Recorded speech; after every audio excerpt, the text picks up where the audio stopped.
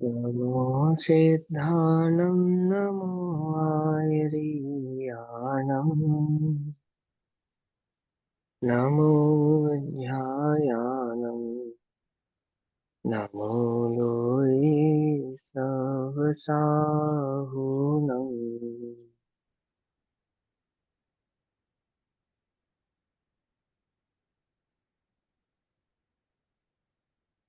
जय सुरेंद्र जी, कैसे हो? मंगलम भगवान वीरो मंगलम गौतमोगणी मंगलम कुंद कुंदार्दियो जैन धर्मोस्तु मंगलम। सर्वमंगल मांगल्यम सर्वकल्याणकारकम दानां सर्वधर्माणां नयतु साधु।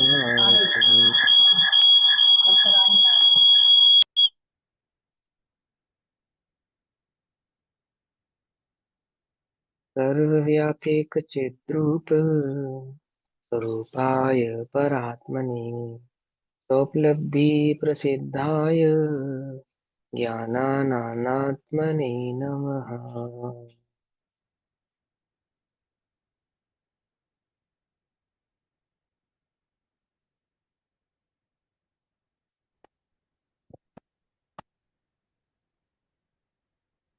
हमारी दोपहर कालीन कक्षा का विषय चल रहा है श्री प्रोचन सारजी ग्रंथ। श्री प्रोचन सारजी का स्वाध्याय हम सभी आचार्य अमृतचंद्र देव द्वारा रचित तत्व प्रदीपिका तथा आचार्य जयसेन देव द्वारा रचित तात्पर्य वृत्ति टीका के आधार से कर रहे हैं।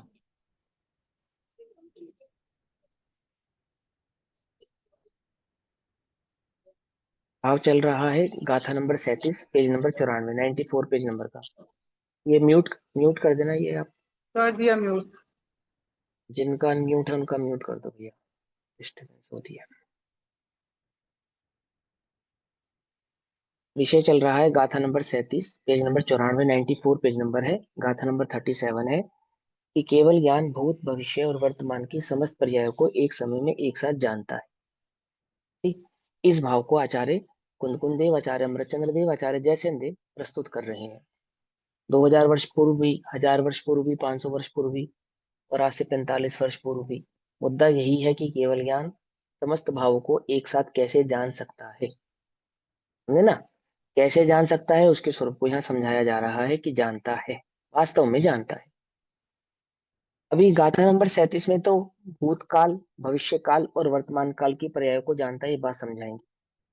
फिर 38 नंबर गाथा, 39 नंबर गाथा, 40 नंबर गाथा में फिर से ही यही भाव समझाया जाएगा कि वर्तमान पर्यायों को जानता है, ये तो बात समझ में आती है, परंतु भूतकाल की और भविष्य काल की पर्यायों को वर्तमानवत जानता है, ये बात समझ में नहीं आती। तो इस बात को और ज्यादा डिटेल करके और अच्छे से समझाने के लिए तीन गाथाएं और कहेंगे अभी आचार्य देव। ठीक है ना? तो ध्यान से समझो भाव क्या कहना चाहते हैं, और जो ज्ञान के संदर्भ में हमारी मान्यता है उसका निराकरण करना अति अनिवार्य है। उसकी अनिवार्यता के लिए आचार्य देव यहाँ पर ये बात कहते हैं। तो पहले गाथा पाठ पढ़ेंगे। कालिगेव सव्ये तदसवभूदा हि पज्जया पट्टन्ते ते नाणि विस्से सदोदव्रजादीनम् असद्भूत सद्भूत सभी पर्याये सभी पदार्थों की सदा वर्तती ज्ञान मुकुर में वर्तमान वत स्पष्ट सभी। वर्तमान की बातें स्पष्ट ही उस ज्ञान में झलकती हैं। पेज नंबर 95 टीका पढ़ रहे हैं। टीका हमने पढ़ी थी, एक बार फिर से उसको रीड कर लेते हैं, जहां से समझाना होगा वहां से भाव को शुरू करें। जीवादिक समस्त द्रव्य जातियों की पर्यायों की उत्पत्ति की मर्यादा तीनों काल की मर्यादा जितनी होने से। सर्व द्रव्य की पर्याय कितनी है? जितनी काल द्रव्य की पर्याय है। वे तीनों कालों में उत्पन्न हुआ करती हैं, इसलिए उनकी अर्थात उन समस्त द्रव्यों की क्रम पूर्वक तपती हुई स्वरूप संपदा वाली, एक के बाद दूसरी प्रकट होने वाली, विद्यमानता और अविद्यमानता को प्राप्त जो जितनी पर्याय है, वे सब तात्कालिक अर्थात वर्तमान की भांति अत्यंत मिश्रित होने पर भी सब पर्याय विशिष्ट लक्षण स्पष्ट ज्ञात हो, इस प्रकार एक क्षण में ही ज्ञान मंदिर में स्थिति को प्राप्त होती है। यह तीनों काल की पर्यायों का वर्तमान पर्यायों की भांति ज्ञान में ज्ञात होना अयुक्त नहीं है, क्योंकि अयुक्त नहीं है अर्थात अगर आपको शंका है कि नहीं ऐसा नहीं हो सकता, तो कहते हैं नहीं, ऐसा होना संभव है। आप ऐसा मत समझिए कि ये युक्तिपूर्ण नहीं है, क्योंकि अब ये तीन भाव समझाएंगे किस लिए, ये तीन तर्क देंगे आचार्य देव किस प्रकार से संभव है भूतकाल की, भविष्य काल की और वर्तमान काल की पर्यायों का केवली के ज्ञान में एक साथ एक ही समय पर वर्तमानवत झलकना। चर्चा शुरू करने से पहले स्वरूप संपदा वाली, कर्म पूर्वक तपती हुई स्वरूप संपदा वाली, इसका अर्थ याद है? कौन बताएगा? मैं पूछ लेता हूँ अपने आप से पूछता हूँ। अब जिनके वीडियो ऑफ है उनसे तो पूछना बेकार है ना? कौन भैया? हाँ हाँ दीदी, मुझे पता है, आप बता दोगे, रुक तो जाओ, मैं अपने आप तो देख लूँ कुछ। सरला आंटी आप बताओ, कर्म पूर्वक तपती हुई स्वरूप संपदा वाली, इसका क्या अर्थ है? क्या समझाता है? ऐसे ऐसे समझाओ एक एक शब्द करके। कर्म पूर्वक माने वन बाय वन, ठीक है ना? अनम्यूट करो, 1 मिनट में बताओ फटाफट, टाइम नहीं लगाओ, फिर विषय रह जाएगा। नहीं मालूम? हाँ हाँ चलो हाँ, बताओ। बता रही मैं। क्रम पूर्वक मतलब एक के बाद एक आने वाली। हाँ, हम्म, तपती हुई तपती मतलब? हुई स्वरूप, तपती हुई मतलब प्रकट होती हुई। प्रकट होती हुई या प्रत्यक्ष या वर्तमानवत, ठीक है ना, उदय हाँ होती हुई। चलो हाँ, चलो, स्वरूप संपदा वाली वही मतलब? स्वरूप संपदा, मेरी संपदा मतलब मेरे गुण कहो या संपदा कहो, हाँ, अब वो ऐसा नहीं ज्ञान है ना। कहो। हाँ, शब्द से अर्थ मत निकालो उसका। अब बताओ ना। स्वरूप संपदा, हाँ, स्वरूप पर्याय, संपदा का संपदा मेरी ज्ञान, हाँ अनंत गुणों की पर्याय जो। हाँ चलो ठीक है, चलो कोई बात नहीं, समझ गया मैं। चलो अब मैं बताता हूँ, कोई आपको पता है, मैं समझ गया। स्वरूप संपदा का अर्थ क्या होता है? स्वरूप संपदा का अर्थ होता है अपने षटकारक से, ठीक है ना, और षट गुणी हानि वृद्धि स्वरूप, उसको कहते हैं स्वरूप संपदा। पर्याय की स्वरूप संपदा क्या है? जो अपने स्वतंत्र षटकारक से परिवर्तित है और षट गुणी हानि वृद्धि रूप होती है, एक समय की होती है, एक समय में षट गुणी हानि वृद्धि तथा अपने षट कारकों के भाव को लिए हुए, वह पर्याय की संपदा है, उसको कहते हैं स्वरूप संपदा। पर्याय का स्वरूप कैसा है? कैसा है पर्याय का स्वरूप? कि एक समय है। तो वह एक समय अर्थात क्या? तो एक समय कहने का मतलब सिर्फ एक समय नहीं है, बोले एक समय के अंदर षटगुणी हानि वृद्धि और अपने स्वतंत्र षटकारकों से उत्पन्न होने वाला भाव, वो उसकी संपदा है। मेरी बात समझे? आश्रित नहीं है। संपदा कहने का मतलब क्या है? आश्रित नहीं है, स्वतंत्र है, ऐसा। ठीक है ना, ऐसा समझाते हैं। तो क्या कहते हैं? एक के बाद एक प्रकट होने वाली आदि भाव को करती है, क्योंकि अब तीन भाव पढ़ते हैं। उसके दृष्ट के एक मिनट साथ, भाई साहब, दृष्ट माने गे। जो एक मिनट, जो शुद्ध पर्याय मेरी निकली उसमें सद्गुण हानि वृद्धि, समझ नहीं पा रही अशुद्ध हूँ। में नहीं होगी, वही तो शुद्ध मैं की पूछ रही, प्रत्येक आपने पर्याय कहा में ना है। शुद्ध की, एक समय की, नहीं, प्रति प्रति सभी पर्यायों में। प्रति, यहाँ प्रति पे समय शुद्ध, की। हाँ यहाँ पे अभी शुद्ध हाँ अशुद्ध की बात नहीं चल रही। हाँ ठीक है।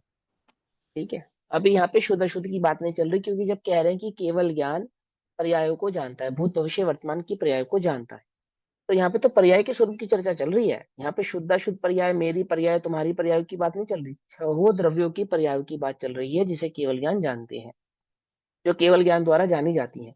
तो केवल ज्ञान द्वारा जानी जाती है अर्थात केवल ज्ञान में झलकती है, एक ही बात है, एक ही बात है। कई कई लोग इस बात पे भी बहस करते हैं, क्या? कि केवल ज्ञान उन्हें जानता नहीं है, केवल ज्ञान में वे जानी जाती है। तो क्या फर्क है इसमें? कोई फर्क नहीं है, समझे? जान जान केवल ज्ञान जानता है और केवल ज्ञान में झलकती है, ज्ञान उन्हें जानता है और वो ज्ञान में झलकती है, इसमें कोई अंतर नहीं है। फिर भी एक अंतर करते हैं। क्या अंतर करते हैं? कि आसक्ति पूर्वक वो नहीं जानता, ममत्व पूर्वक नहीं जानता, एकत्व पूर्वक नहीं जानता। तो फिर ऐसा कहते हैं कि भाई केवल ज्ञान उन्हें नहीं जानता इस अपेक्षा से।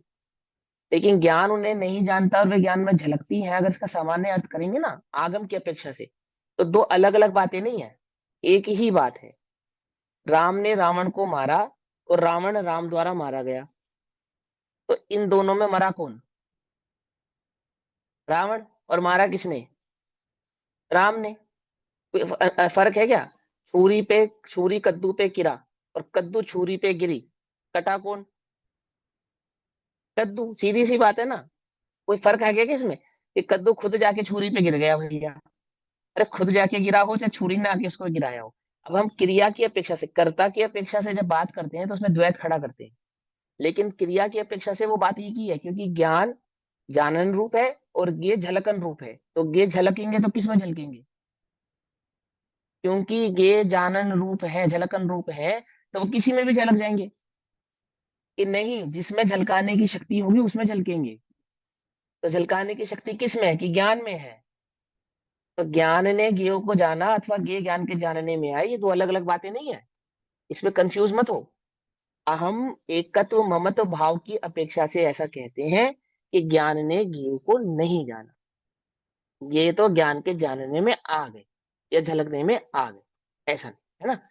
क्योंकि ज्ञान ज्ञेय को नहीं जानेगा तो छह द्रव्य के स्वरूप को कौन बतलाएगा? बताने वाला तो ज्ञान ही है ना। छह द्रव्य के स्वरूप को बतलाने वाला तो ज्ञान ही है ना, ज्ञान से भिन्न तो कोई नहीं है ना। और ज्ञान ने उनके उसको जाना नहीं, तो जब ज्ञान ने जाना नहीं तो बतलाया कैसे? समझे ना। तो नहीं जानने का अर्थ है ममत्व पूर्वक नहीं जाना, एकत्व पूर्वक नहीं जाना, अहम पूर्वक नहीं जाना, इसको कहते हैं नहीं जाना। ठीक। मेरे ख्याल से इस टीका में आचार्य अमरचंद्र देव के बाद आचार्य जयसेन देव ने कहा है ना, देखो 97 नंबर का पेज खोलो। 97 पेज नंबर पे जो इसी इसी गाथा की जो टीका है, उस टीका की तीसरी लाइन, अंतिम तीसरी लाइन, देखो क्या लिखा है। तन्मय होकर जानते हैं क्या, निश्चय से केवल ज्ञान आदि गुणों के आधार स्वरूप अपने सिद्ध पर्यायों को ही स्वसंविति आकार से अर्थात अनुभूति से तन्मय होकर जानते हैं। अपने को तो तन्मय होकर जानते हैं और पर को तन्मय होकर नहीं जानते हैं, तो कहते हैं कि पर को नहीं जानते, ऐसा। तन्मयता समझते हो ना। अब इसका भी अर्थ करेंगे जब टीका आएगी, तो वहां पे उस भाव को भी मैं समझाऊंगा कि क्या कहना चाहते हैं, पहले यहां समझते हैं। एक नंबर, उसका दृष्टि के साथ, उसका माने केवल ज्ञान का, दृष्टि माने ज्ञेय, ज्ञान का ज्ञेयों के साथ, जगत में जो दिखाई देता है अनुभव में आता है उसके साथ। तो जो दिखाई देता है और अनुभव में आता है वो क्या है? वो ज्ञेय है। अब समझना ध्यान से, यहाँ पे तीन तर्क देंगे। अब इन तीन तर्कों को छद्मस्त के ज्ञान की अपेक्षा से दिया जा रहा है, तुम्हें हमें समझाना है केवल ज्ञान। वो क्या समझाना है? केवल ज्ञान। और केवल ज्ञान का स्वरूप यहाँ पे प्रत्यक्ष दिखाई नहीं देता वर्तमान में। ये हम कह दे कि वो देखो साक्षात केवली है, उनके ज्ञान से तुम जान जाओगे। अब जो तुम्हारे पास उपलब्ध है वो क्या है? कि वो क्षेयक्षम ज्ञान उपलब्ध है। तो क्षेयक्षम ज्ञान का स्वरूप कैसा है, पहले तो तुमको ये समझाएंगे कि क्षेयक्षम ज्ञान की जो सामर्थ्य है, जो तुम्हारे पास अवेलेबल ज्ञान है, उस ज्ञान की जो सामर्थ्य है, उसको तुम अगर समझो तो तुम अनुमान से केवल ज्ञान के स्वरूप को भी समझ सकते हो। पकड़ में ही बात है ना, क्योंकि ज्ञान अनुमान आदि से भी जानता है ना। केवल ज्ञान का स्वरूप को छद्मस्त के क्यों को समझाना है और कैसे समझाना है? कि जैसे छद्मस्त जान रहा है उस अपेक्षा से समझाना है। जबकि छद्मस्त का जो ज्ञान है और जो केवल ज्ञान है, छद्मस्त के ज्ञान की जो योग्यता है और जो केवल ज्ञान की योग्यता है, उसमें अनंतता का अंतर है। समझ रहे हो आप मेरी बात? है ना, अनंतता का अंतर है। तो भी तो भी आचार्य देव उसके स्वरूप को समझाने का प्रयत्न कर रहे हैं, और ये प्रयत्न यहीं पर नहीं थमेगा, आगे आने वाली गाथाओं में भी इस प्रयत्न को जारी रखेंगे। क्योंकि ये विश्वास उसको अभी तक हुआ नहीं है, किसको? इस छद्मस्त को, या यूं कहो आचार्य देव के समक्ष जो शिष्य बैठा है उसको, या जिस शिष्य को अंतर्गत रखकर, या जिन भावों को अंतर्गत रखकर आचार्य देव ये ग्रंथ की रचना कर रहे हैं कि जीव के मान्यता में क्या खोट है। क्योंकि उपदेश किस लिए दिया जाता है? उपदेश किस लिए दिया जाता है और किसको दिया जाता है? बोलो। कि उपदेश तो ऊपर भव्य चढ़ने जीवों का को, दिया जाता है। हाँ, भव्य जीवों को मोक्ष मार्ग को प्रकाशित करने के लिए दिया जाता है, और जीव इस मोक्ष मार्गों को प्रकाशित करे उसके लिए दिया जाता है। अथवा जिन्होंने मोक्ष मार्गों को प्राप्त किया है वो उसमें स्थिर रहे उनके लिए दिया जाता है ना, उसी के लिए दिया जाता है ना। तो ये जो जीव इस मोक्ष मार्ग को प्रकाशित करना चाहता है, अर्थात इस रत्नात्रय के मार्ग को प्रकट करना चाहता है, अथवा वो सम्यक दर्शन प्रकट करना चाहता है, तो सम्यक दर्शन प्रकट करने के लिए उसे वस्तु स्वरूप ख्याल में आना चाहिए। वस्तु स्वरूप ही उसके ख्याल में नहीं आएगा तो सम्यक दर्शन उसको प्रकट होगा नहीं, सीधी सी बात है ना। तो वह वस्तु स्वरूप उसको भली प्रकार से समझ में आए, वो केवल ज्ञान का स्वरूप उसे भली प्रकार से समझ में आए। मैं ज्ञान स्वभावी भगवान आत्मा हूं और इस ज्ञान की क्या सामर्थ्य है, उसका क्या स्वरूप है, ये बात इसको अच्छे से समझ में आए, उसके लिए यहाँ बात कही जा रही है। अब समझाना है केवल ज्ञान का स्वरूप, और केवल ज्ञान के स्वरूप को समझाने के लिए छद्मस का ज्ञान किस प्रकार से कार्य कर रहा है वह यहाँ पर समझा रहे हैं। तो पहला तर्क उन्होंने दिया कि एक बात बताओ, तुम्हें अपने भूतकाल की बातें याद हैं या नहीं याद है, जानते हो या नहीं जानते हो? कि हाँ जानते। और परद्रव्य को जब जानते हो तो किस प्रकार से जानते हो? तुम्हें वो चीनी की जो शक्कर की मिठास है अथवा नींबू की जो खटास है वो तुम्हारे ज्ञान का विषय किस प्रकार से बनती है, तुम उन्हें कैसे जानते हो? जानते हो या नहीं जानते हो? मानो तुमने मिठास, मिठास ही ज्ञान हो गया हो और ज्ञान ही मिठास हो गई हो, ऐसे जानते हो या नहीं जानते हो, है ना। इसी प्रकार भूतकाल आदि में जो घटनाएं घटी हैं, जब उन्हें वर्तमान में याद करते हो तो तुम्हारा ज्ञान किस प्रकार से प्रवृत्ति करता है, मानो वे वर्तमान में ही तुम्हारे समक्ष हो।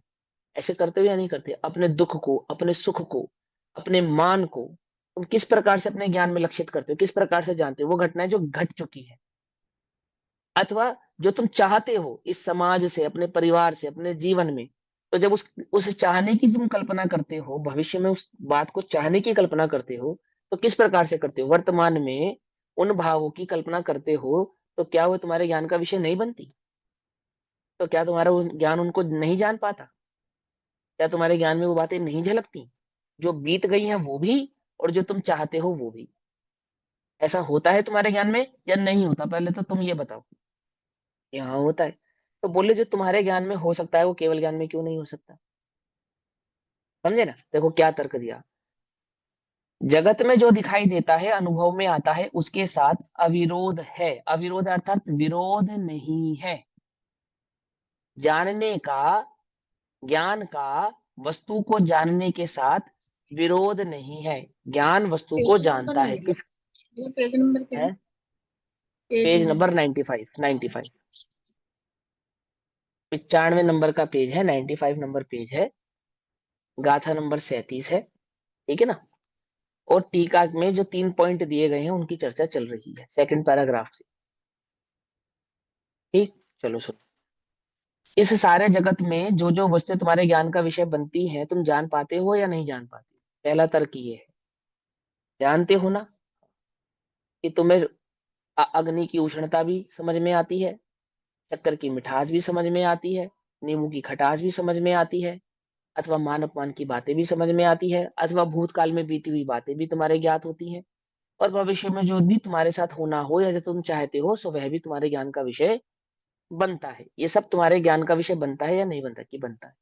तो सबसे पहले तो ये सुनो कि ज्ञान ज्ञेय को जाने, इसमें कोई विरोध नहीं है। तुमने अगर शक्कर की मिठास को जान लिया, अथवा तुमने नींबू की खटास को जान लिया, अथवा तुमने जगत के पदार्थों को या जगत की वस्तुओं को जान लिया, तो इसमें क्या विरोध है? इसमें क्या मुश्किल है? इसमें क्या आपत्ति है? कोई आपत्ति है? तुम्हें कोई आपत्ति है? कि नहीं, हमें तो कोई आपत्ति नहीं है। हम जगत की प्रस्तुत जो वस्तुएं हमारे समक्ष है उनके स्वरूप को हम जानते हैं, तो उसके जानने में तो हमें कोई विरोध भाषित होता नहीं है। तो पहले तो तुम ये बात समझ में आती है ना कि ज्ञान पदार्थों को जानने में कोई विरोध नहीं है ना। पहाड़, पंछी, नाले, नदियां, ये सब तुम्हें दिखाई देते नहीं दिखाई देते? तुम जानते हो या नहीं जानते? कि हाँ जानते हैं। तो क्या विरोध है? तुम्हारे सामने जो संसार प्रकट है, उस संसार को तुम अगर देखते और जानते हो तो उसमें किस प्रकार का विरोध तुम्हें लगता है? कोई विरोध लगता हो तो बताओ।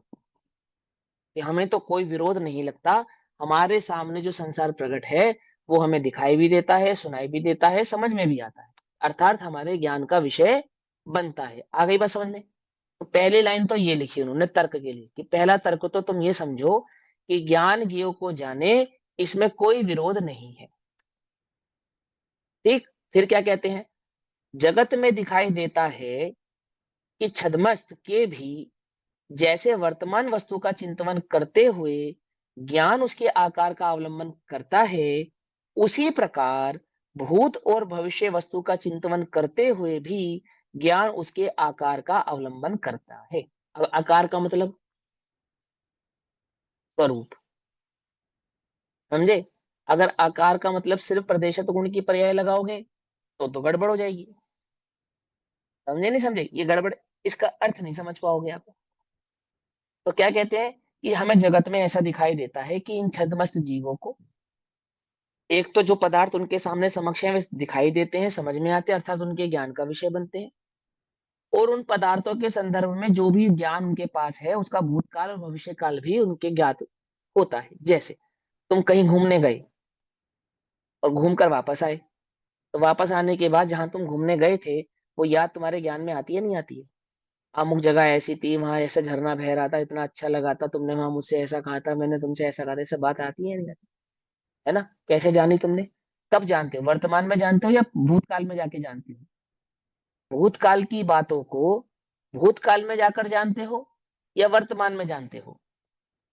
वर्तमान में जानते हो, सिंपल सी बात है ना?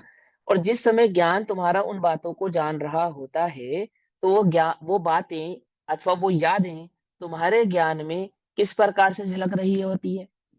कि जिस प्रकार से वर्तमान की वस्तु हमारे ज्ञान का विषय बनती है, अर्थात ज्ञान में ज्ञाकार बनते हैं, उसी ही प्रकार भूतकाल की पर्याय जो बीत चुकी है वे वर्तमान के ज्ञान में ज्ञाकार स्वरूप प्रकट होती है नहीं होती है?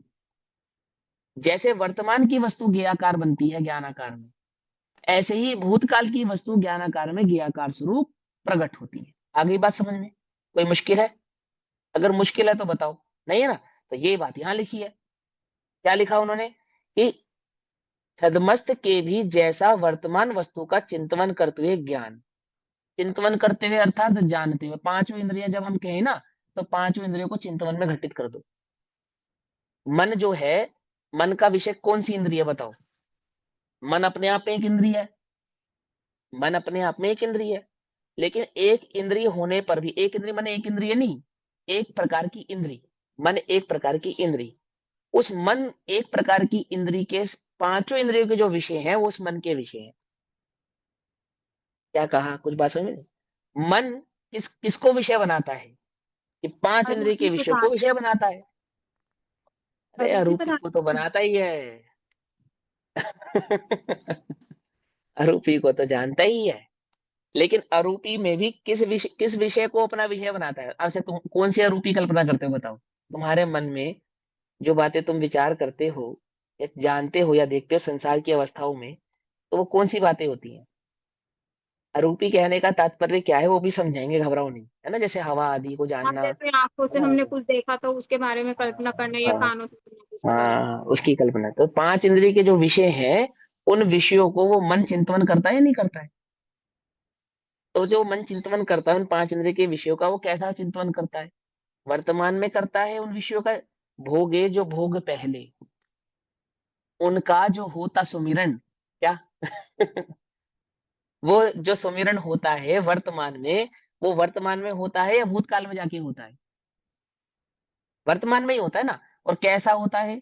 मानो वर्तमान वत ही होता तो भूतकाल का है, लेकिन वर्तमान में उनका होने वाला जो चिंतवन है वो ऐसा है जैसे वर्तमान ही हो। ज्ञान में तो इसी प्रकार का है ना, मन में तो ऐसा ही है ना। आती है बस, समझ में नहीं आती है? तो क्या कहते हैं कि वर्तमान वस्तु का चिंतन करते हुए ज्ञान उसके आकार का अवलंबन करता है, अर्थात जिस प्रकार वर्तमान की वस्तु को देखकर या जानकर ज्ञान में ज्ञानाकार प्रकट होता है, अर्थात ज्ञान उस वस्तु में तन्मय होता है, जानता है, उसमें सुख दुख की कल्पना करता है, आदि आदि जो छद्मस करता है वो सारे भाव जैसे तुम वर्तमान की वस्तु के साथ करते हो। क्या ऐसा का ऐसा ही भाव, ऐसा का ऐसा ही परिणाम, ऐसा का ऐसा ही जानना भूतकाल की वस्तुओं के साथ नहीं होता? बोलो, क्या तुम्हारे ज्ञान में भूतकाल की चीज जो याद है, तुम्हारी जो स्मृति है, वो वर्तमान में जब तुम्हारे ज्ञान का विषय बनती है तो क्या ऐसे विषय नहीं बनती जैसे कोई वर्तमान की वस्तु विषय बन गई हो? है? तो वही बात इन्होंने यहाँ कही। उसी प्रकार भूत और भविष्य वस्तु का चिंतन करते हुए भी ज्ञान उसके आकार का अवलंबन करता है, अर्थात ज्ञान में भूतकाल के और भविष्य काल के जो ज्ञेय है वे ज्ञान में ज्ञाकार रूप से प्रकट हो जाते। आ गई बात समझ में या नहीं समझ में आई? ज्ञान जिस वस्तु को जानता भैया है। हाँ भैया हाँ इसको बोलो। हाँ भूतकाल का तो समझ में आ गया, लेकिन भविष्य को कैसे हम छद्मस्त के ज्ञान पे लगाएंगे? क्योंकि छद्मस्त तो अनुमान से जानता है, लेकिन हाँ तो केवली कोई तो बात नहीं। प्रत्यक्ष जानते हैं। अरे अरे सुनो सुनो, अभी यहाँ पे सच और झूठ छोड़ दो, कल्पना भी छोड़ दो। आप ये मत सोचो कि वो जो केवली जिस प्रकार से भविष्य को, बिल्कुल सही भविष्य को जानते हो, उसकी बात नहीं कर रहे हैं। भविष्य में जो भोग तुम चाहते हो, पांच इंद्रिय के विषयों को जो तुम चाहते हो, बड़ा घर, बड़ी गाड़ी, मान सम्मान, रुपया, दौलत, पैसा, जो भी तुम चाहते हो, उन सबकी चाहने की जो तुम कल्पना करते हो, क्या वो कल्पना तुम वर्तमान में ऐसी नहीं करते मानो तुम्हारे पास वर्तमान की वस्तु ही हो? ये कह रहे हैं। जैसे वर्तमान की वस्तुओं का चिंतन करते हो या देखते हो, ज्ञान में जैसे वर्तमान की वस्तु झलकती है, तो भूतकाल की वस्तु कैसे झलकती है ज्ञान में? वो भी ऐसे झलकती है ना जैसे वर्तमान की वस्तु झलकती है। और भविष्य में जो तुम चाहते हो, अभी सच झूठ का चक्कर छोड़ दो, जो भी तुम चाहते हो भविष्य में, तुम जो भी चाहते हो, तो वो जो चाहना है तुम्हारा भविष्य के संदर्भ में, क्या वो तुम्हारे ज्ञान में वर्तमान वत झलकता है या नहीं झलकता है? ज्ञान में कैसे झलकता है? तुम्हारी इच्छाएं, तुम्हारी चाहत, तुम्हारी भविष्य की कल्पनाएं तुम्हारे वर्तमान ज्ञान में प्रकट होती हैं या नहीं होती हैं? तो ज्ञान में जो भी झलकता है वो ज्ञानाकार से में ज्ञाकार है ना, ज्ञ की अपेक्षा से वो ज्ञाकार है ना। तो ये उन्होंने कहा कि तुमने जिन भी ज्ञों का चिंतन किया, किन किन ज्ञों का चिंतन किया, कि तीन प्रकार से तुम ज्ञों का चिंतन करते हो छद्मस्त जी। एक तो वर्तमान में ज्ञों को का चिंतन करना, तो वर्तमान के ज्ञों का चिंतन तो ज्ञानाकार में ज्ञाकार रूप से प्रकट होता है। ये तो तुम्हें समझ में आती है बात की? हाँ आती है। और भूतकाल के ज्ञों का जब तुम चिंतन करते हो, तो क्या वे ज्ञान में ज्ञाकार रूप से प्रकट होते हैं या नहीं होते? वे भी होते हैं, ज्ञान में उनका ज्ञाकार भी बनता है। और जो भविष्य में तुम चाहते हो, उन उन ज्ञों का भी ज्ञाकार तुम्हारे ज्ञान में बनता है या नहीं बनता है? बनता है ना। अब उदाहरण के तौर पे नए नए डिजाइन आते हैं मोबाइल के, नई नई डिजाइन आती है गाड़ियों के, नए नए नए डिजाइन घरों के बनते हैं, है ना। आर्किटेक्ट बनाते हैं, नई नई चीजें बनाते हैं ना। नई प्रकार की कमीज बनाई, नए प्रकार के पैंट बनाए, नए प्रकार के स्टाइल बनाए, बहुत सारी। तो वो सारे के सारे वर्तमान ज्ञान में पहले ज्ञाकार रूप से प्रकट होते हैं या नहीं होते? क्या बिना प्रकट हुई वो बन जाते हैं? ये तो सिंपल उदाहरण है। मिट्टी में घड़ा पहले देख लेता है ना कुमार की किस प्रकार का घड़ा बनाना है। चित्रकार अपने चित्र पर, अपने अपने व्हाइट बोर्ड पर जो चित्र बनाता है, उसके ज्ञान में उस चित्र का जो ज्ञाकार है, जो भविष्य में निकल कर आएगा उस पटल पर, वो तो उसके ज्ञान पटल पर पहले अंकित हो गया ना, पहले ही प्रकट हो गया ना। मूर्तिकार ने पत्थर में मूर्ति पहले ही देख ली ना। तो ज्ञान ने जिस मूर्ति को देखा उस पत्थर में बनाने के लिए, तो ज्ञान में तो वो लक्षित हुई या नहीं हुई? तो ये पूछते हैं कि कैसे लक्षित हुई। जैसे मान के चलो वर्तमान में कोई मूर्ति तुम्हारे समक्ष खड़ी है, तो वो तो वर्तमानवत है ही, लेकिन वही मूर्ति डिक्टो जो दूसरे पत्थर में बनानी है, उस पत्थर में वह मूर्ति दिखाई दे रही है या नहीं दिखाई दे रही? कि बनाने वाले को तो दिखाई दे रही है, वर्तमान में दिखाई दे रही है या नहीं दे रही? कि वर्तमान में दिखाई दे रही है। अथवा जिस मूर्ति को तुम देख कर आए थे, अब उसको तुम याद करो, तो वर्तमान में वो जो याद है, वो वर्तमानवत है या भूतकालवत है? कैसी है वो? सिंपल सी बात है ना। तुम्हारा जो ज्ञान है, छद्मस्त का जो ज्ञान है, वो कैसे काम कर रहा है? ऐसे ही काम कर रहा है ना, कि अलग तरीके से कुछ कर रहा है? ऐसे ही चल रहा है। हाँ आप पूछो, क्या पूछ रहे हो आप? सरलांटी जी आप कुछ पूछ रहे थे। मैं ये पूछ रही कि छद्मस्त का मन भी पांचों इंद्रियों को एक साथ करता है कि क्रम क्रम से ज्ञान क्रम देता से ही होता है, क्रम से ही होता है, एक साथ नहीं होता है।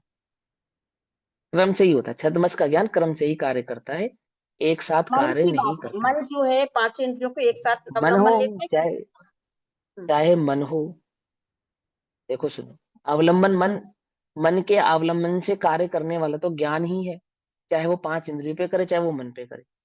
और छद्मस्त के ज्ञान में क्रम है, तो क्रम पूर्वक ही जानता है, सीधी बात। मन भी पांच इंद्रिय के विषयों का जब सेवन करेगा, तो क्रम पूर्वक ही करेगा, एक साथ नहीं कर सकता, एक साथ करने की सामर्थ्य नहीं है। ठीक है ना। मति शुद्ध ज्ञान के विषय को कर्णन योग से डिटेल में पढ़ोगे तो बात समझ में आ जाएगी, क्रम से होता है। ठीक, अब सुनो यहाँ पर। तो पहला तर्क तो उन्होंने ये दिया कि जिस प्रकार छद्मस्त का ज्ञान भूत भविष्य की पर्यायों को, ज्ञेयों को वर्तमानवत जान सकता है, जैसे वर्तमान के ज्ञेयों को जानता है। क्या तुम्हें इसमें कोई आपत्ति है? हमें इसमें कोई आपत्ति नहीं है। तो क्या कहा? अविरोध है, उसमें कोई विरोध की बात नहीं है। ज्ञान ज्ञेय को जाने, इसमें क्या विरोध की बात है? कोई विरोध नहीं है। दूसरा तर्क, और ज्ञान चित्रपट के समान है। ज्ञान कैसा है? चित्रपट के समान है। पट माने पटल, चित्रपटल के समान है। जैसे तुमने एक चित्र बनाया, उस चित्र में तुमने आदिनाथ भगवान भी बनाए, मारीच का जीव भी बनाया, है ना, सॉरी, आदिनाथ भगवान भी बनाए, वज्रजंग का जीव भी बनाया, और सिद्ध पर्याय भी बनाई, अथवा राजा ऋषभ देव भी बनाए और भगवान आदिनाथ भी बनाए। एक ही चित्र में बना सकते हैं, नहीं बना सकते? एक ही चित्र में हम बाहुबली, भरत आदि सबके भाव दिखाते हैं या नहीं दिखाते? दिखाते हैं ना, दिखाते हैं। तो बोले एक ही चित्र में जिस प्रकार आप भूत भविष्य और वर्तमान की पर्यायों को उकेर देते हो, उकेरते हो नहीं उकेरते? बोले ज्ञान भी इसी प्रकार से एक ही समय में भूत भविष्य वर्तमान की पर्यायों को जानने की सामर्थ्य रखता है, एक ही समय में। पकड़ में ही बात? कैसे कहा देखो, ज्ञान चित्रपट के समान है। आपका छद्मस्त ज्ञान है, आपको तर्क देकर समझा रहे हैं कि कैसे जानता है। जैसे चित्रपट में अतीत, अनागत और वर्तमान वस्तुओं के आलेख्याकार, आलेख्यकार का अर्थ क्या होता है? आलेख्य के कई अर्थ होते हैं। आलेख्य का अर्थ होता है जानना, आलेख्य का अर्थ होता है उकेरना, आलेख्य का अर्थ होता है बतलाना, आलेख्य का अर्थ होता है चित्र बनाना, बना हुआ चित्र प्रस्तुत करना, प्रकट करना। आ माने सर्वोर से, लेख्य माने देखना या बतलाना या प्रकाशित करना। समझ में आई बात? और कार माने वो जो प्रस्तुति हुई, वो जो प्रस्तुति हुई ना, उसको कहा आकार, आलेख्यकार। आ माने सर्वोर से, लेख्य का माने प्रस्तुत करना या प्रकट करना। ठीक है ना? तो आलेख्यकार साक्षात, माने साक्षात उसका आकार, वह चित्र, वह भाव प्रकट कर दिया जाता है चित्र में, एक क्षण में ही भाषित होते हैं। एक ही चित्र में एट अ ग्लांस दिखा दिया जाता है सारे भावों का। 16 देखते हो नहीं देखते तुम? एक चित्र में देखते हो ना? एक ही चित्र में भूत भविष्य वर्तमान की पर्याय दिखाई जा सकती है या नहीं दिखाई जा सकती? ये दिखाई जा सकती है। हम एक चित्र में मारीच भी बना देते हैं, महावीर भी बना देते हैं, और उनके बीच के भाव भी बना देते हैं, और सिद्धावस्था भी बना देते हैं। बनाते नहीं बनाते? तो बोले एक चित्र में जिस प्रकार से ये सारे भाव उकेरे जाते हैं, छद्मस्त को समझा रहे हैं कि जिस प्रकार वर्तमान के चित्रों में ये भाव उकेरे जाते हैं, उसी प्रकार ज्ञान रूपी भित्ति में, अर्थात ज्ञान जो जानन रूपी पर्दा है ना, जिसमें ये चित्र झलकते हैं, जाने जाते हैं, ज्ञाकार भित्ति में, अर्थात ज्ञान भूमिका में, ज्ञान पट्ट में, ज्ञान रूपी पर्दे पर भी अतीत, अनागत और वर्तमान पर्याय के ज्ञाकार साक्षात एक क्षण में ही भाषित होते हैं। जैसे किसी चित्रपटल पर चित्र लगा दिया जाए किसी जीव के भूतकाल, वर्तमान काल और भविष्य काल की भावों का, उसी प्रकार एक ज्ञान पटल पर भूतकाल, भविष्य काल और वर्तमान काल की समस्त पर्याय एक साथ प्रदर्शित होती हैं, प्रकट होती हैं। फिर समझना ध्यान से, यह सिर्फ उदाहरण है, यह सिर्फ आपको समझाने के लिए तर्क दिया जा रहा है कि वह ज्ञान किस प्रकार से एक ही समय में भूत, भविष्य और वर्तमान को जानता है। पकड़ में आती है ना? पकड़ में आती है ना? एक ही समय में। तुम भी तो जानते हो, चित्र में भी तो ऐसा होता है। और तीसरा उदाहरण, और सर्व ज्ञाकारों की तात्कालिकता, अर्थात जितने भी संसार में ज्ञेय हैं, जितने भी संसार में द्रव्य हैं। ज्ञेय कहने का मतलब क्या होता है? जब कहें ज्ञेय, तो ज्ञेय कहने का अर्थ होता है द्रव्य, समस्त द्रव्यों के गुण और समस्त द्रव्यों की पर्याय। मूलतः तो ज्ञेयाकार का अर्थ पर्याय ही होता है, मालूम, लेकिन पर्याय किसी द्रव्य की ही होंगी ना, इसलिए वहां द्रव्य भी कहते हैं और पर्याय भी कहते हैं। जब टीका शुरू की तो वहां ज्ञेयाकारों को इंगित करने के लिए सिर्फ पर्यायों की चर्चा की थी, मालूम? देखो लिखा ना, जीवादिक समस्त द्रव्य जातियों की पर्यायों की उत्पत्ति की मर्यादा तीनों काल की मर्यादा जितनी होने से वे तीनों काल में उत्पन्न हुआ करती है, इसलिए उनकी उन समस्त द्रव्य जातियों की कर्म पूर्वक तपती हुई संपदा रूप वाली, एक के बाद एक प्रकट होने वाली, विद्यमान अविद्यमानता को प्राप्त जो जितनी पर्याय हैं, वे सब तात्कालिक पर्यायों की भांति अत्यंत मिश्रित होने पर भी सब पर्यायों के विशिष्ट लक्षण स्पष्ट ज्ञाता हो, इस प्रकार एक क्षण में ही ज्ञान मंदिर में स्थिति को प्राप्त होती है। ये पूरे पैराग्राफ के अंदर जो डिटेलिंग की गई है, वो एकमात्र पर्यायों की गई है। और ये कहा गया है कि वो केवल ज्ञान इन पर्यायों को जानता है। और ये कहकर क्या कहा भविष्य गया? हाँ, थोड़ा सा एक समय का स्वरूप बैठ रहा है मेरा। एक समय में इतना सब कुछ एक साथ जानते हैं, वो एक समय का क्या बल है, क्या ताकत है, मुझे ये समझना है। अब ये तात्कालिक विषय तो जो पर्याय के स्वरूप के संदर्भ में जो चर्चा यहाँ आचार्य देव समझा रहे हैं ना, अभी तो पहले वही समझो। और वो अच्छा। एक समय का क्या बल है, क्या ताकत है, वो मैंने पहले भी इंगित किया था कि 3 कक्षाएं हैं जो पर्याय के संदर्भ में, पहले वो सुनो। जब तक उतना बेस पर्याय के संदर्भ में ज्ञात नहीं होगा, तब तक आगे की बात भी ज्ञात होना थोड़ा सा मुश्किल है। कोशिश करेंगे तो सब संभव है, ऐसा तो है ही नहीं, लेकिन उतना तो बेस आपको बनाना पड़ेगा, है ना। अभी तो यहाँ पे सिर्फ इतना जो आचार्य देव समझा रहे हैं वहां से समझो कि उस एक पर्याय में इतनी सामर्थ्य है। ये जो आपका प्रश्न है ना अंकल जी, ये आपका प्रश्न नहीं है अकेला, समझे। हम ये जो डंका पीटते हैं ना, हमारे भगवान सर्वज्ञ हैं, कर्मबद्धता और कर्म नियमितता और जो होना है सो निश्चित है, और इसका चिंतन कर करके हमें लगता है कि हम तो भेद विज्ञान कर रहे हैं। इन भेद विज्ञानियों को भी अभी कर्म नियमितता अथवा सर्वज्ञता का भरोसा नहीं है, सच्ची बात बता रहा हूँ। इनकी कल्पना में अभी सर्वज्ञता का स्वरूप अथवा कर्म नियमितता का स्वरूप सेट नहीं हुआ है। ये भले ही कह दे कि जो होना है सो निश्चित है, इतना कहकर तो बस इतनी सी बात है, जैसे बिल्ली को देखकर कबूतर आंख बंद कर लेता है। क्या कहा? बात समझ में आई या नहीं है? वस्तु स्वरूप समझा नहीं, मालूम नहीं, केवल ज्ञान के स्वरूप के संदर्भ में अंतरंग में विश्वास नहीं, उसका भरोसा नहीं, वह किस प्रकार से समस्त पर्याय खचित है ज्ञान में, इस बात का अंतरंग में श्रद्धान नहीं, और तीव्र कषायों के वेदन आदि भावों में अथवा अन्य किसी परिणामों में मात्र ये कल्पना करना कि जो भगवान ने देखा है वही हुआ है, वही हो रहा है, ये मंद कषाय से अधिक और कुछ नहीं है। इससे अधिक वो कोई और परिणाम नहीं है। जैसे अन्य मति ने ये विचार किया कि भैया जाहि विधि राखे राम ताहि विधि रही है, ऐसे ही इस जैन मति ने ये विचार कर लिया कि जो भगवान के ज्ञान में झलका है सो हो रहा है। ज्ञान के झलका है इसलिए हो रहा है, या वस्तु स्वरूप ऐसा है इसलिए हो रहा है? कितना अंतर है इस बात में। एक बात। दूसरी बात, ये मंद कषाय कैसी है? मेरे से पूछो तो मैं कहता हूं बस ऐसी है मानो किसी कबूतर ने बिल्ली को देखकर आंखें मीच ली और ये विचार करने लगा कि बिल्ली तो है ही नहीं। तो क्या वहां बिल्ली नहीं है? ऐसे ही वस्तु स्वरूप का आश्रय लेकर तो शुद्धात्मा की ओर जाना था, आत्मा की ओर जाना था, आत्मानुभूति की ओर जाना था। वहां तो वह जीव गया ही नहीं, उसका तो चिंतन ही नहीं, उसका तो ख्याल ही नहीं, वह तो परिणाम ही नहीं कि मैं चैतन्य ज्ञान भगवान आत्मा हूं, पर से भिन्न हूं। और सिर्फ इतना विचार कर कर कि भगवान के ज्ञान में झलका है इसलिए हो रहा है, ये सिर्फ ऐसी स्थिति है जैसे आंखें मीच लेना। इससे आंखें मीच लिया आपने, संसार दशा से आंखें मीच लेने से संसार दशा का अभाव नहीं होता।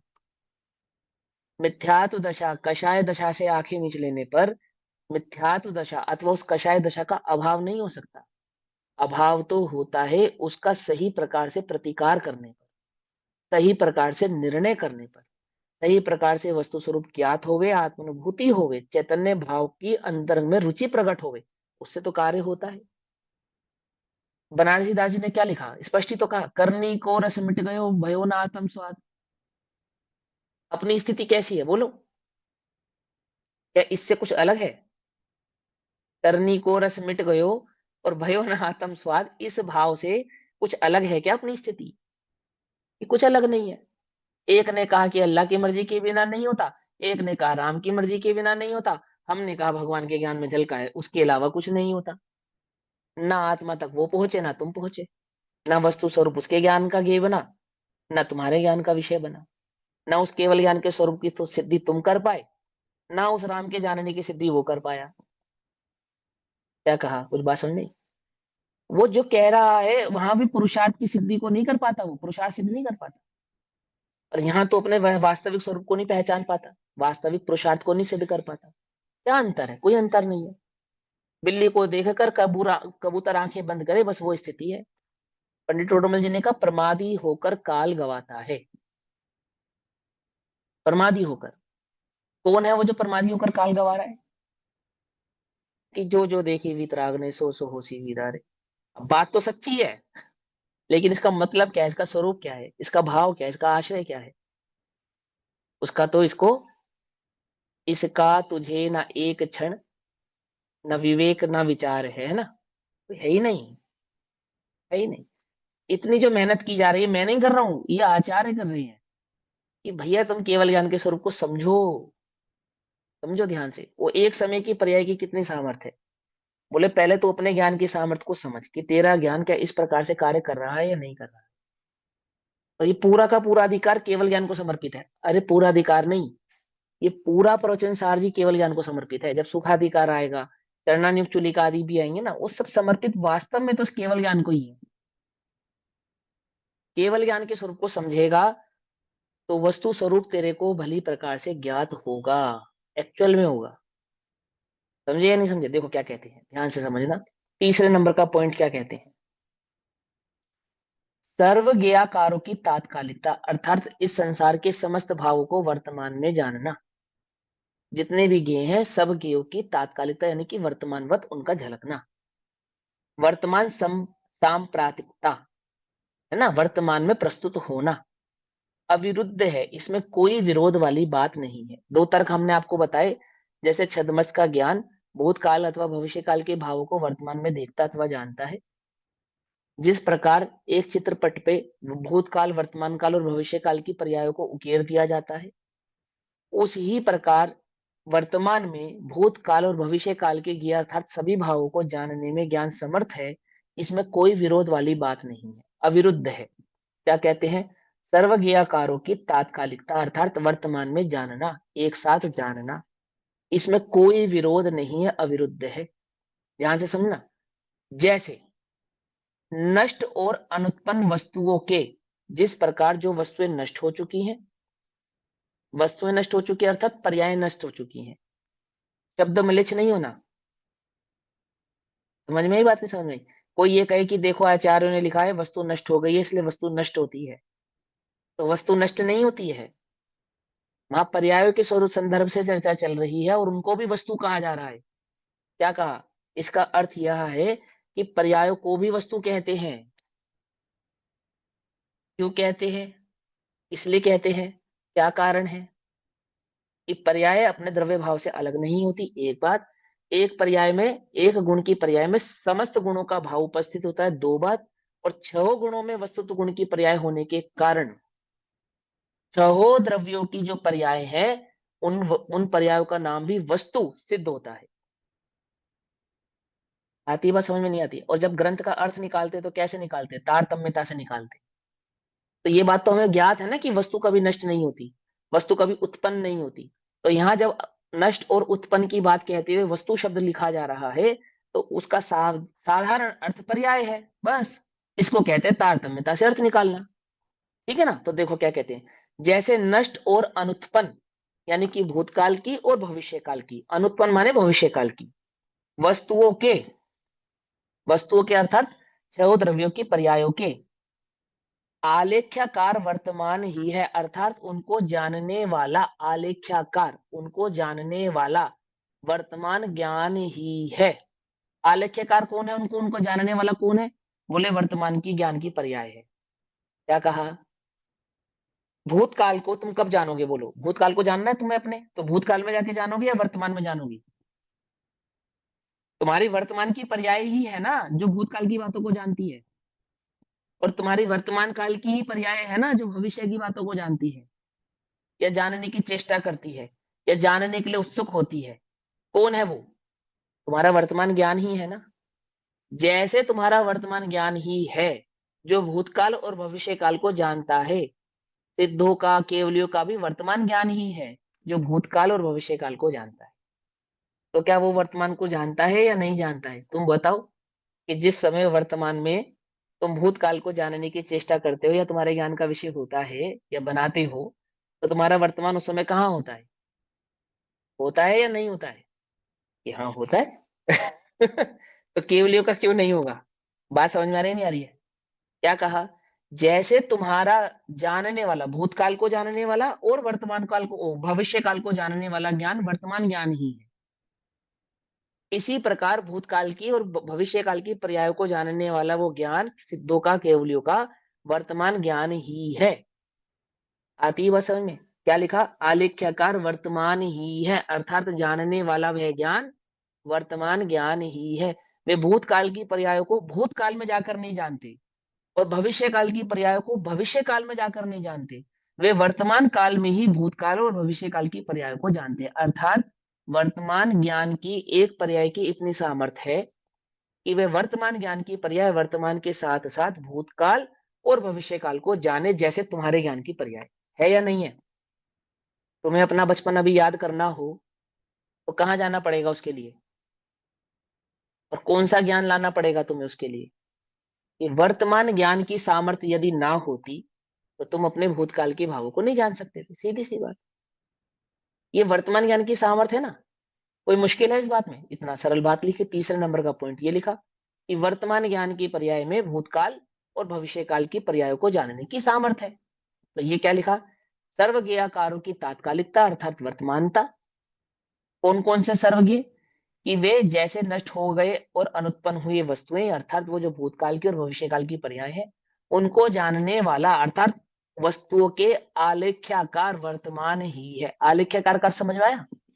यहाँ आलेख्याकार का अर्थ है उन पर्यायों को जानने वाला वर्तमान ज्ञान ही है। ठीक इसी प्रकार अतीत और अनागत पर्यायों के ज्ञाकार वर्तमान ही है, क्योंकि वर्तमान जब ज्ञान उन पर्यायों को जान रहा है तो उन पर्यायों के ज्ञाकार, वो पर्याय ज्ञ हो गई ना, वो वर्तमान ज्ञान में बन रहे हैं या नहीं बन रहे हैं? बन रहे हैं। तो उनके ज्ञाकार भी वर्तमान है। क्या कहा? कुछ बात समझे नहीं? ज्ञान में जानी गई वस्तु ज्ञान में ज्ञाकार रूप से प्रकट होती है। अर्थात ज्ञान जिसको जाने उसको ज्ञाकार कहते हैं। सीधी सी बात है। ज्ञान जिसको जाने उसको ज्ञाकार कहते हैं। तो भूतकाल का ज्ञाकार अर्थात भूतकाल को ज्ञान जानता है, और वर्तमान काल का ज्ञाकार वर्तमान को ज्ञान जानता है, और भविष्य काल का ज्ञाकार भविष्य को ज्ञान जानता है। कैसे जानता है? बोले वर्तमान में जानता है।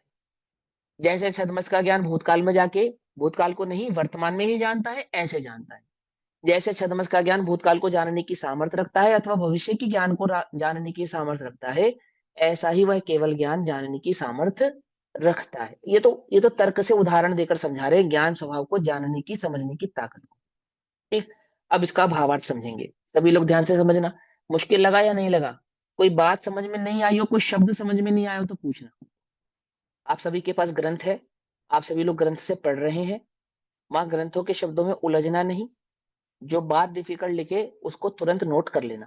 तो आलेख्यकार का मतलब हो गया वर्तमान ज्ञान जानने वाला। ठीक, और वस्तुओं का अर्थ हो गया यहाँ पर पर्याय। ठीक, अब भावार्थ पढ़ते हैं। केवल ज्ञान। ये दोनों आलेख्यकार में अंतर है क्या? जो पहले आपने जो ऊपर बताया था और उसके बाद जो दोबारा बताया। पहले आलेख्यकार आपको लोक में जिसको आलेख्यकार कहते हैं उसको समझा दिया, अर्थात चित्र बनाने वाला, प्रस्तुत करने वाला, प्रकट करने वाला।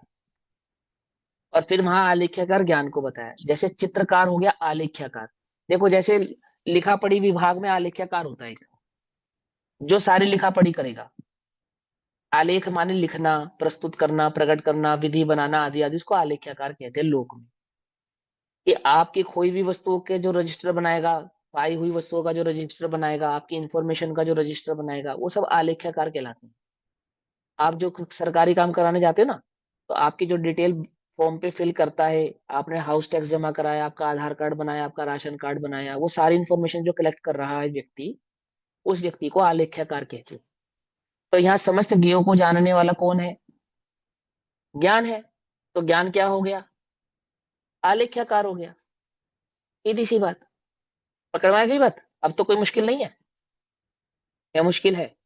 उसके नीचे जो आपने जो दूसरा बताया था, जो थर्ड पॉइंट में बताया था आपने आलेख्य, उसका भी यही मतलब हुआ ना? हाँ हाँ, यही तो मतलब हुआ, यही मतलब। ठीक, चलो। अब केवल ज्ञान समस्त द्रव्यों की तीनों काल की पर्यायों को युगपत जानता है। केवल ज्ञान कैसा है? वह समस्त द्रव्यों की तीनों कालों की पर्यायों को वर्तमानवत एक ही समय में जानता है, युगपत एक साथ जानता है। यहां यह प्रश्न हो सकता है कि ज्ञान नष्ट और अनुत्पन्न पर्यायों को वर्तमान काल में कैसे जान सकता है? तो उसको तर्क देते हैं कि जगत में भी देखा जाता है, अल्पज्ञ अर्थात छद्मस्त जीव का ज्ञान भी नष्ट और अनुत्पन्न वस्तुओं का चिंतन कर सकता है या नहीं कर सकता है?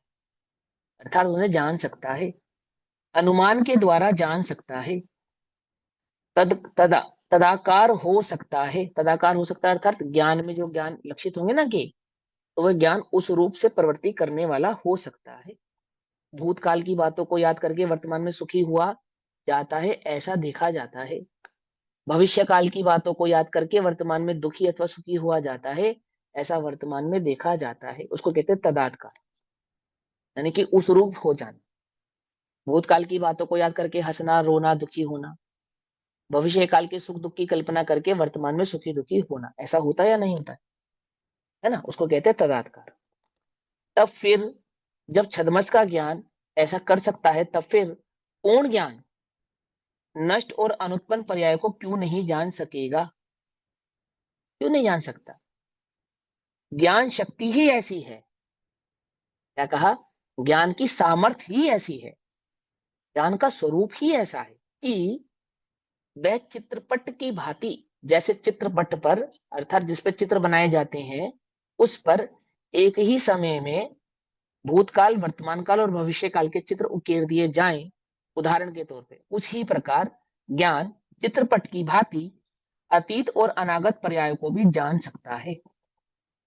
और ज्ञान की जो आलेख्यत्व शक्ति है, आलेख्यत्व शक्ति अर्थात जानने की सामर्थ्य, समझे? उसकी शक्ति कितनी है?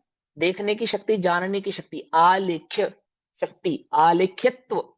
अगर शब्द का अर्थ करेंगे तो क्या होगा? आ माने सर्वोर से, सर्वोर से, लेख्य माने देखना, लेखना ना, लेखना या देखना एक ही शब्द है। इसको लोचन कहते हैं, आंखों का पर्यायवाची होता है लोचन, ठीक है ना? और आंखें जिसको देखे, आंखें जिसको देखे उसको, है ना? इन देखो कैसे समझाऊं, पर्यायवाची समझाता हूं, समझो ध्यान से।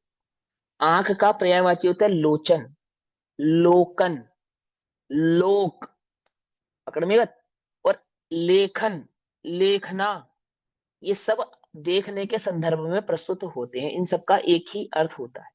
जैसे तीन लोक कहते हैं ना, तीन लोक, तो तीन लोक का लोक नाम क्यों पड़ा? कि जो रूपी अरूपी पदार्थों से संयुक्त हो, अर्थात दिखाई देने वाले पदार्थ जहां पर मौजूद हो, उसे लोक कहते हैं। पकड़ में बात? क्यों? क्योंकि लोक का अर्थ होता है जो दिखाई दे। आई बात समझ में? नहीं समझ आई? लोक नाम शब्द क्यों पड़ा? तीन लोक ऐसा क्यों कहा आपने? बोले जो दिखाई दे इसलिए लोक। आ गई बात पकड़ में? तो ऐसे ही लेख्यकार में लेखन या देखना एक अर्थवाची होते हैं। चित्र भी कहते हैं, लेखक अर्थ चित्र भी कहते हैं, लेकिन जो लेखन शब्द होता है या लेखना शब्द होता है, वो वास्तव में देखने के संदर्भ में होता है, जो दिखाई देता हो। चित्र भी दिखाई देने के कारण लेखन के अंतर्गत आता है। जो जाना जा सके, जिसको समझा जा सके, वो सब लेखन कहलाता है। तो बोले जानने की, देखने की जो सामर्थ्य है, वो किसके पास है? बोले ज्ञान के पास है। तो ज्ञान की शक्ति का क्या नाम हो गया? वो जो देखता है अथवा जानता है वस्तु को, वो ज्ञान, तो कैसे देखता जानता है? कि संपूर्ण तरीके से देखता और जानने की सामर्थ्य रखता है। आधा अधूरा जाने देखे, ऐसी नहीं, सामर्थ्य तो ऐसी है मानो संपूर्ण, संपूर्ण भाव को देख और जान सकता है। तो क्या लिखा? आलेख्यत्व शक्ति, आलेख्यत्व शक्ति। 47 शक्ति में नाम है इसका? नहीं है। ये नहीं है? नहीं है? हाँ, सर्वज्ञत्व शक्ति हो गया ना। हाँ, अगली बात समझ में। ये सर्वज्ञत्व शक्ति का ही दूसरा नाम आलेख्यत्व शक्ति है। पकड़ में गई बात? ठीक। तो आलेख्यत्व शक्ति की भांति की तरह द्रव्यों की ज्ञेयत्व शक्ति ऐसी है, जैसे ज्ञान की जानने की शक्ति है, आलेख्यत्व शक्ति जैसे ज्ञान की जानने की शक्ति है, ऐसे ही ज्ञेयों में भी एक ऐसी शक्ति है। क्या है ज्ञेयों की शक्ति? कि उनकी अतीत और अनागत पर्याय भी ज्ञान में ज्ञेय रूप होती हैं, अर्थात ज्ञात होती हैं। आगे अर्थ निकलकर सिंपल है ना? पकड़ में आ गई बात? लेखना माने जानना। हिंदी व्याकरण वाला लेखना मत लगाओ यहाँ पर, यहाँ पे आगमार्थ लगाओ। शब्दार्थ से भी मैं उसको सिद्ध कर सकता हूँ, घबराओ नहीं। पर मुझे तुम्हें उलझाना नहीं है ना, क्योंकि मैं व्याकरण पढ़ाने जाऊंगा तो तुम यहाँ से भाव छूट जाएगा, वो मैं नहीं चाहता कि वो धारा टूटे, इसलिए मैं उस पर मेहनत अभी नहीं कर रहा हूँ, यहाँ अभी समझा रहा आपने पहले ये तो बताया था, आलेखना का अर्थ भी चारों ओर से हूँ। जानना। जानना बस सीधा से अर्थ है, ठीक है ना। एक्चुअली क्या है, तब तुम हिंदी व्याकरण पढ़ोगे ना तो वहां लेख का अर्थ, चित्र आदि आदि भाव आएंगे, तो वहां तुम कंफ्यूज हो जाओगे, इसलिए मैं वहां नहीं ले जा रहा, तुमको सीधा सीधा अर्थ समझा रहा हूँ। क्या अर्थ है? जो देखता है, सर्व प्रकार से देखा और जाने, वो आलेख। तो ज्ञान की तो आलेखित तो शक्ति, यानी ज्ञेयों को सर्व प्रकार से जाने, लेकिन ज्ञेयों में भी शक्ति है कि वो ज्ञान के जानने में आए। तो ज्ञानाकार और ज्ञाकार भाव हो गया ना, तो ज्ञानाकार को तो कहा यहाँ पे आलेखित भाव, और ज्ञेयों के जानने के आने को कहा यहाँ पे ज्ञाकार भाव। कि नहीं नहीं भैया नहीं, हमें तो थोड़ा सा डाउट हो रहा है, तो तुम्हारा डाउट क्लियर कर देते, रुको। अभी क्लियर करते तुम्हारा डाउट। देखो,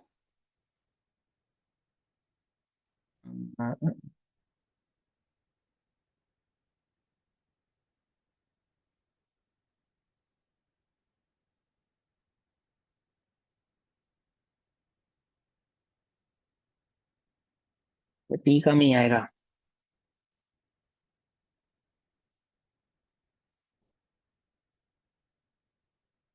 हाँ देखो आ गया, सुनो इसी में आ गई, ये मैं आगे चला गया था, देखो क्या लिखा है।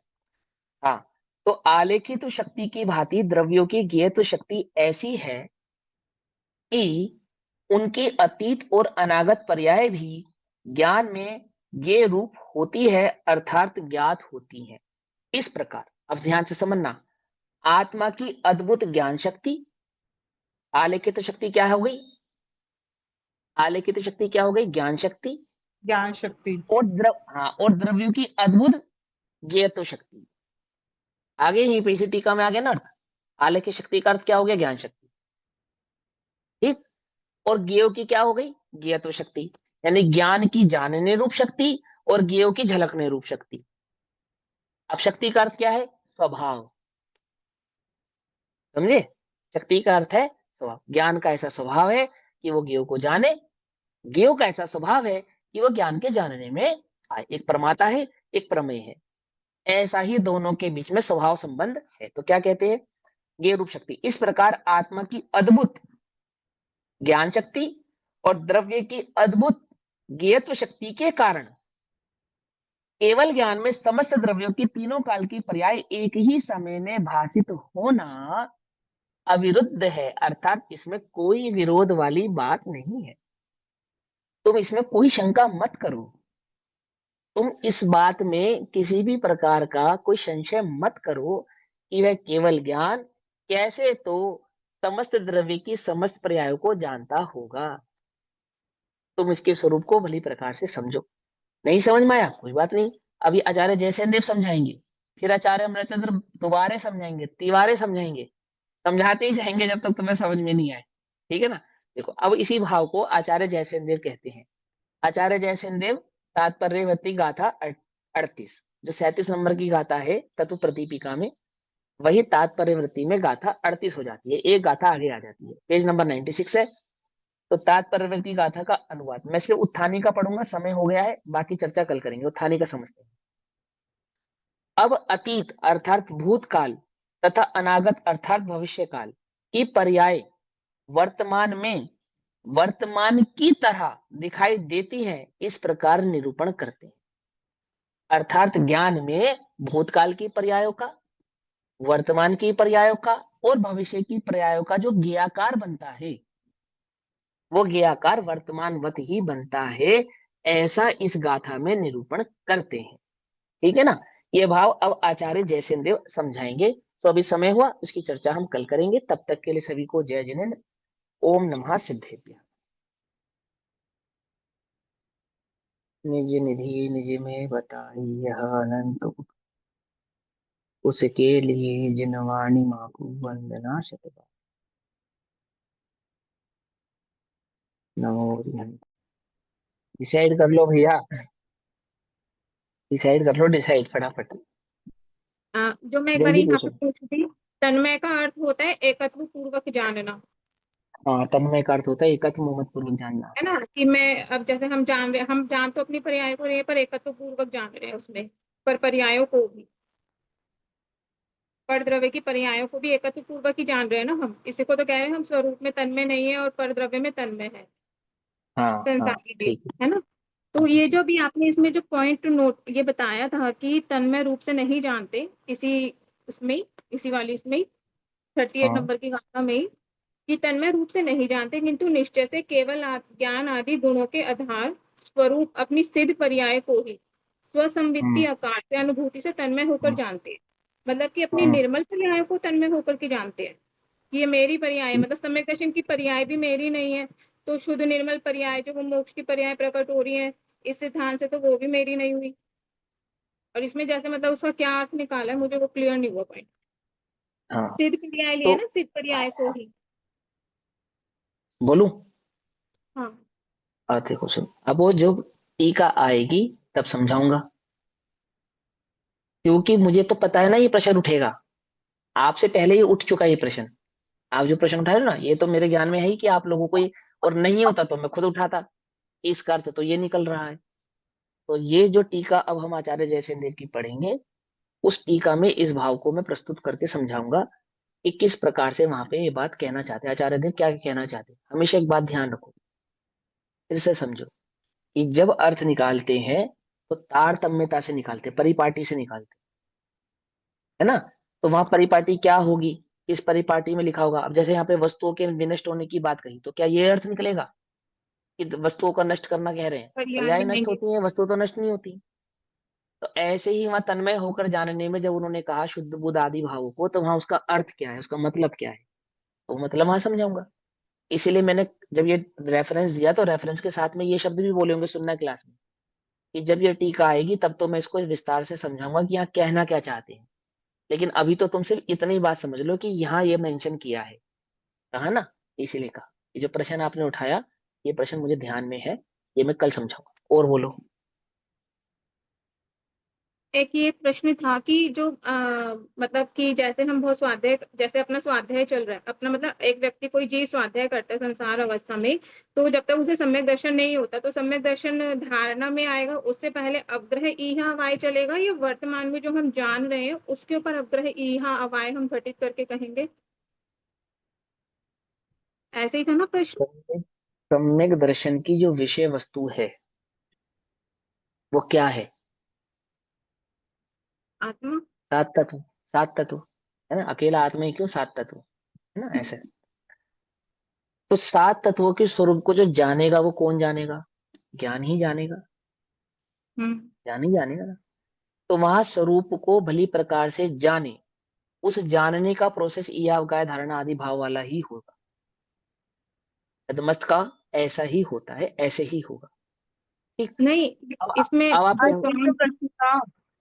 उसमें यही जो तो तीन पॉइंट प्रश्न। है कि एक लंबे काल तक के लिए हम अवग्रह ईहा वाय धारणा को यूज करेंगे, ये तो चलो जब तत्व चिंतन कर रहा है उस समय जो वो भी सोच रहा है जो भी चल रहा है उस समय, तो उसके ऊपर तो कह देंगे कि अवग्रह ईहा वाय चल रहा है।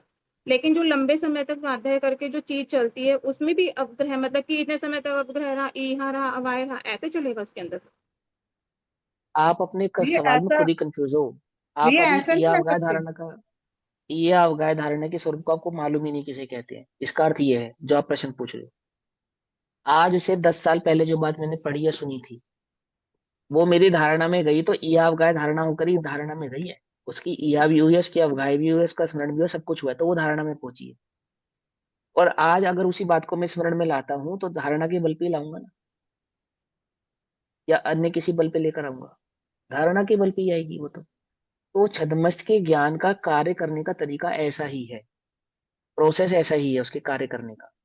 तो वर्तमान में जब हम वस्तु स्वरूप को समझते हैं, या हमने 5 साल पहले समझा या 10 साल पहले समझा, धारणा में तो वो जब ही काउंट होगा जब वो धारणा में पहुंचा होगा। अगर वो धारणा में नहीं हुआ तो यहाँ तक रह गया, अवगाह तक रह गया। कक्षा की बहुत सारी बातें या अवगाह होकर ही रह जाती हैं, धारणा तक जाती ही नहीं है। तो अध्याय की हजारों बातें ऐसी ही हैं, संसार में भी बहुत सारी बातें ऐसी हैं जो धारणा तक जाती ही नहीं है। और जो बातें धारणा तक जाती हैं वो कुछ समय तक, कुछ समय तक स्मृति में रहती है, क्योंकि जब वो धारणा में गई तो उस धारणा में जाते समय उस भाव के प्रति जो आपकी रुचि थी, वो रुचि उसका नियामक कारण है जिस वो धारणा में बनी रहे। अब कुछ बातें कुछ समय तक तो धारणा में बनी रहती हैं, फिर विस्मृत हो जाती हैं। तो वो धारणा में बनी रही उसके लिए हम क्या करें कि उनके लिए अनुप्रेक्षा की जाती है, अर्थात बार बार उनका चिंतन किया जाता है, बार बार उनको उनका विचार किया जाता है, तो वो धारणा में बनी रहती है। स्वाध्याय को तप इसलिए तो कहते हैं, मुनिराज भी स्वाध्याय क्यों करते हैं कि जो जो वस्तु स्वरूप उनको धारणा में आया है वो विस्मृत ना हो। जैसे सम्यक दृष्टि को 6 महीने में कंपल्शन है कि करना ही करना है अनुभूति। हाँ, लेकिन वो धारणा के संदर्भ में नहीं है, वो तो सम्यक दर्शन की स्थिति के संदर्भ में। हाँ, ये बात अलग है कि ज्ञान जो भी जानेगा वो यह अवगाह्य धारणा पूर्वक ही जानेगा। लेकिन अगर आप मिथ्या दृष्टि के संदर्भ की बात करो ना, आपने क्वेश्चन में इंडिकेट किया मिथ्या दृष्टि, तो वह मिथ्या दृष्टि की अपेक्षा से तो आप ये समझो कि वस्तु स्वरूप जब तक समझ में नहीं आ रहा है तब तक वह वस्तु स्वरूप को बार बार चिंतन कर रहा है, पढ़ रहा है, उसको समझने का प्रयास कर रहा है। धारणा में तो उतना ही भाव जाएगा जितना उसने रुचिपूर्वक सुना होगा, रुचिपूर्वक समझा होगा, या इसको बार बार समझने का प्रयास किया गया होगा। और धारणा में वो कब तक बना रहेगा कि जब तक उस संदर्भ की रुचि बनी रहेगी। जब तक रुचि बनी रहेगी तब तक धारणा भी बनी रहेगी। जैसे ही रुचि गई धारणा से वो भी विस्मृत हो जाएगा। आई बात समझ में? नहीं समझ में? जो आपके पक्के दोस्त हैं उनकी बातें याद हैं आपको, जो आपके कच्चे दोस्त थे उनकी बातें याद नहीं है। दोस्त भी याद नहीं है, नाम भी भूल जाते हैं। वो अपना नाम याद दिलाएं तो भले ही याद आ जाए, पर कई बार हम उनके नाम भी भूल जाते हैं। हो जाता नहीं हो जाता? ऐसा ऐसा होता है। ऐसे ही वो वस्तु स्वरूप के संदर्भ में जो धारणा पूर्वक यानी कि रुचि पूर्वक ग्रहण किया गया भाव था वो तो धारणा में रहता है। जो धारणा में रहता है वो स्मृति में भी आता है। और स्मृति या धारणा में कब तक बना रहता है कि जब तक आपको उसकी रुचि बनी रहे, आपका उसको चिंतन बना रहे, है ना।